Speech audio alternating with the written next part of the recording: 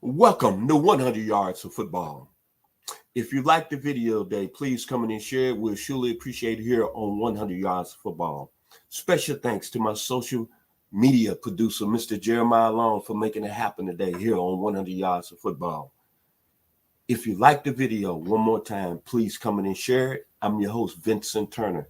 Today's video, we're going to highlight Swac legend, Jackson State University down in Jackson, Mississippi, by way of the Philadelphia Eagles, the Los Angeles Rams, and the New England Patriots, Mr. Harold Jackson.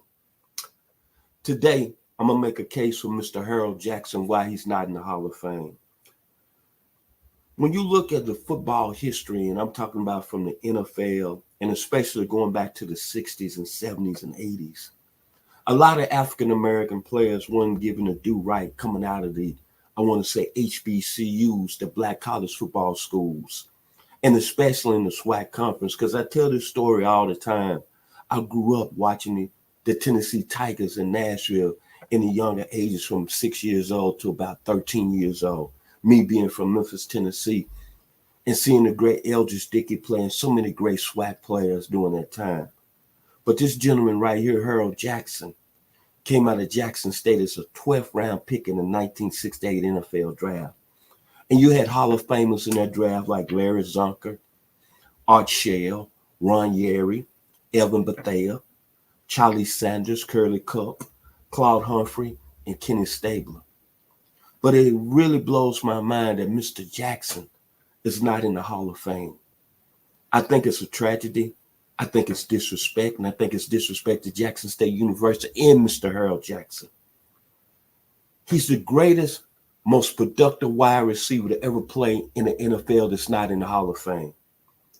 He was the leading receiver of the 1970 decades.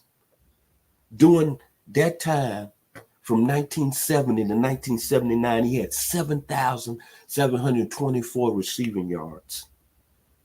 Think about that, because at the time, they weren't even throwing the football at a high level. Then for his career, he had 579 receptions, 10,372 yards, and 76 touchdowns. Now, that's more receptions, more yards, more touchdowns than John Stallworth, Tom Fears, and Lynch Swan. And they're in the Hall of Fame. Then Mr. Jackson caught more touchdowns than Charlie Joyner, another great Swac player out of Grambling. Then Fred Biletnikoff, who went to Florida State. He's got more yards and more touchdowns than Paul Warfield. And he's not in the Hall of Fame. That's really, really amazing to me. Now I'm going to bring up some more moments or more arguments why Mr. Jackson should be in the Hall of Fame. He was drafted by the LA Rams, traded to the Philadelphia Eagles. Then, right before the 73 season, the Eagles traded Mr. Jackson back to the Rams. The Rams were 6-7-1 the season before. When Mr. Jackson went back to the Rams in 73, they went 12-2 and made the playoffs. In that season, he led the NFL with 13 touchdowns. He led the NFL with 13 touchdowns in 1973 when the league was a running league. Then the most serious point I want to make today is that durability. In his 17 seasons, he never missed a game. In 17 seasons, he never missed a game. Very special football player, man. From 1973 to 1979 with the Los Angeles Rams, he was all pro. 3 Pro Bowls. During that period from 1973 to 1979, 200 receptions for 3,500 yards and 36 touchdowns. And then on October the 14th, 1973, against the Dallas Cowboys, he had 7 receptions for 238 yards and 4 touchdowns. Come on, man. Come on. And following the Cowboys game, he had 4 straight games in 1973 when he caught 13 passes for 122 yards and an average of 32 yards a reception. He was going off in 1973. Then in 1979, in his 30s, Mr. Jackson had over 1,013 yards, 7 touchdowns, and averaged 22 yards a catch. 29 100-yard games. As I mentioned, the decade of the 70s, 432 receptions, 7,724 yards again, and 61 touchdowns. Played in 208 games.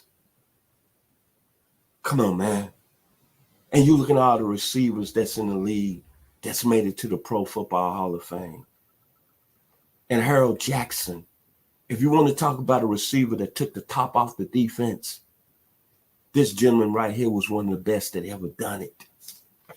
And no disrespect to Jerry Rice, no disrespect to Calvin Johnson, no disrespect to Terrell Owens.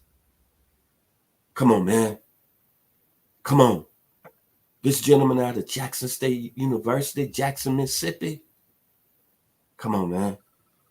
We need to get away worrying about Deion Sanders going to Colorado and his time at Jackson State. We need to give our flowers and highlight this young man and send him a vote to the Football Hall of Fame for Harold Jackson. And his skill set, coverage recognition, A+. Run after the catch, A+. Release, A+. Separation, A+. Ball recognition, A+. Acceleration, A+. Speed, legitimate 4.4, A+ in the 70s. And ran back defenders, A+. Go look at his YouTube highlights of Mr. Harold Jackson in the 70s. And he moved the chains, A+. When we talk about the Pro Football Hall of Fame and all the gentlemen that's getting in, I don't want to hold no disrespect. I don't want to put my vote out there and give any opinion about who should get in and who should not. But I'm saying, when you look at all the Swac schools right now, you're looking at the Florida A&Ms, you're looking at Southern University, you're looking at Grambling State, you're looking at Tennessee State, you're looking at Alcorn State, you're looking at Mississippi Valley State. Where the alumni at? And this man is not in the Hall of Fame, and he played in the 60s. And I'm going to put the Hall of Famers that went in the Hall of Fame that came out of that 1968 NFL draft one more time. Larry Sonka, Art Shell, Ron Yeri, Elvin Bethea, Charlie Sanders, Curly Cup, Claude Humphrey, 901, Memphis, Tennessee, Tennessee State University, Ken Stabler. Pound for pound, Mr. Jackson is better than any of those football players, and his numbers speaks for themselves. As I said before, the young man here, Mr. Harold Jackson out of Hattiesburg, Mississippi, something in the water. Morgan Freeman, James Earl Jones, Oprah Winfrey, Walter Payton, Jerry Rice. I don't have to say no more. He was at the highest profession when he played in the National Football League. If you like the video today, please come and share it one more time. Special thanks to my media guy, production guy, the best in the business, Mr. Jeremiah Long. I'm Vincent Turner. We are 100 Yards of Football. Be blessed.